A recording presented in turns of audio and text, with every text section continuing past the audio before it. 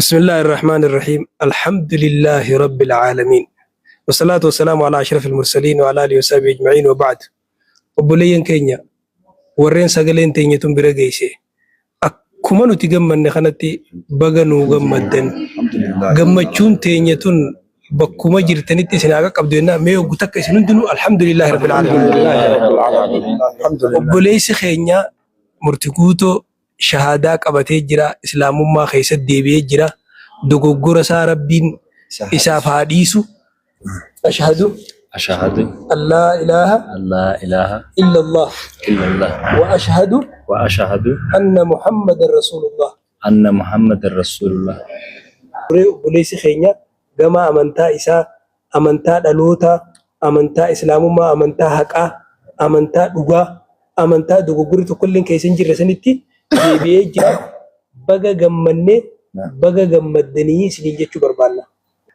Gammachuu guddaan nu dhagahama baga gammanne baga gammaddan buleessi keenya akkuma ustaasin jedhan alhamdulillah kulli bani aadan khataa wa khayru khattaa'ina at-tawwabuna dogoggore at-tawbatu tajubbu maa qablaha jenna gammanne innillee baga gammade isinillee baga gammaddanii alhamdulillah gara hundee asli fitratallahi allati fatara an-naasa alayha isitti deebi'ee jira. الحمد لله رب العالمين. غلطوما الفادا اسم كل نو غنا مروان كان قبسويتيني ملكي كان رغون تو كفا ور ميدياتي ون نو دام اسنو يسوس انجدين مالي غرين كيسن كشهاده قبسيسن متمان كيسن والله العظيم اي بي تسن تغارا جيت تملكا جيت awwaaltanii lafa jalatti tanamaa qotaa ooltan alhamdulillah baga ammoo islaamummaa rabbi isinirratti hin buusini nuti yoona achillee warri murtii guutoon gara keenya deebi'ee jettanii ganamaa galgala hadraa gootan intahatil qadiyyaan teessan yoona achi qabalee biraa soqadhaa malee nuti nama keenya nama islaama ka gara keessan itti fiddan irribatti hin qabnu. Allahu akbar. Tafaddal. Alhamdulillah baga rabbiin daandii jalqabatti rabbiin nagaan si deebise alhamdulillah baga gammaddee baga gammanne maaliif wanti tokko tokko namatti mul'ata namatti fakkeeffama indo gongora namni erga dogongore duruma qalbiin keessaan baane miira namaattu ilaalcha namaattu yaada namaattu adeemsa namaattu kararraa namakse malee ani keessaan baane jedheeyyuu ammaa bakka kiyya jalqabaatti shaadaa jedhee deebi'e jedhe alhamdulillah baga rabbiin si deebise alhamdulillah rabbiif galanni haa ga'u. Amma kana wajjin wal qabatee dhaamsi gabaabaan warra miidiyaatiif dhaamuu barbaannu.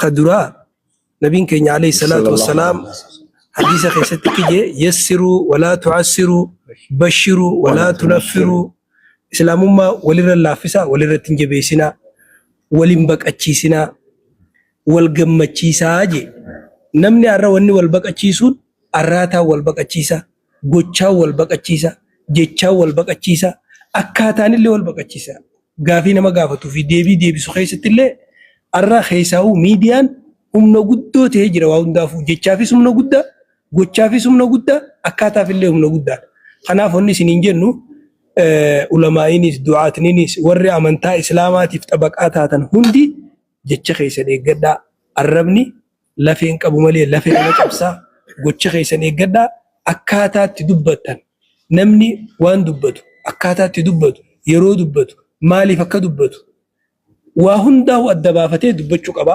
Arraanni kun nabiin alayhi salaatu wassalaam bakka fagoo nama geessaa jaan baharraa dhihan nama mucaachisa dhiharraa baan nama mucaachisa.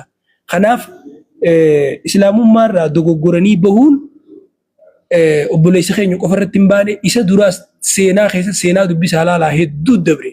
Fakkeenyaaf Abdullah bin Abi Sarhi namni jaaniin gaafa makkarraa madiina godaanan cinquma madiinaa keessa jirtu rakkoolee takka takkarraa amantaa gallakkisee makka deebi'ee gaafa nabii rabbi alayhi salaatu wassalaam makka cabsee fatii ogguu dhaqu Usmaan ibn Affaan manguddummaa harma wajjinuu gadi obboleeyyanii manguddummaa harka qabatee fidee islaamummaa deebi'ee islaamummaan isaa tolee boodarra gaafa Usmaan khaliifaa rasuulaa ta'ee biyya bulchu Masri amiira Masrii ture Abdullah ibn Abi Sarhi sun jechuudha. Murtii guutuuf illee san kajeellaa lammaffaa seenaa takka takka isinii kaafnaa Ash'as ibn Qays jaanii namni tokko akka seenaa keessa jirutti gaafa nabiin alayhi salaatu wassalaam du'u du'a nabii irratti namni hedduun islaamummaa irraa deebi'e. Inninis hireen sun dogoggorri sun isa mudatee waan isa wal fakkaatee wajjin wal qabatee islaamummaa gadhiise. Nabiin akkamitti du'a jee nama hedduu islaamummaa gadhiise. Nabiin akkamitti du'a? Yaani nabi bar rabbii miti ergamaan rabbiiti ilma namaati gaafa inni du'u jechuudha. Booda lola Khaalid ibn al-Walid keessatti islaamummaa deebi'ee islaamummaan isaa toltee fathii qabsaawaa islaamaa ta'ee fathiilee islaamaa hedduu keessatti hirmaati. Kanaafuu wanni isiniin jennu arraboo obboleessi keenya murtii guutoo islaamummaan arra inni itti deebi'etu waan amma dura dalage hunda rabbiin sababa kanaan dhiiseef. Hadiisa keessa wanni jiru nabiin rabbi alayhi salaatu wasalaam islaamummaan waan achiin duraa hunda ni jiisiti jee wanni jiganii hafti. Wanni takka illee keessatti hin jirtu akka guyyaa haati isaa isa deessee deebi'ee jira. Obboleessi keenya rabbi sabaata haa kennuu fi isinillee sabaata rabbi isiniif haa kennu. Wanni isiniin jennu warra gammaddaniin baga gammaddan warri rifattanilleen akkuma rifattan sanitti islaamummaan tatti deebi'anii malee tarraa deebi'anii miti. Isiniin jenna galatooma. Assalaamu alaikum warahmatullahi wabarakatuh.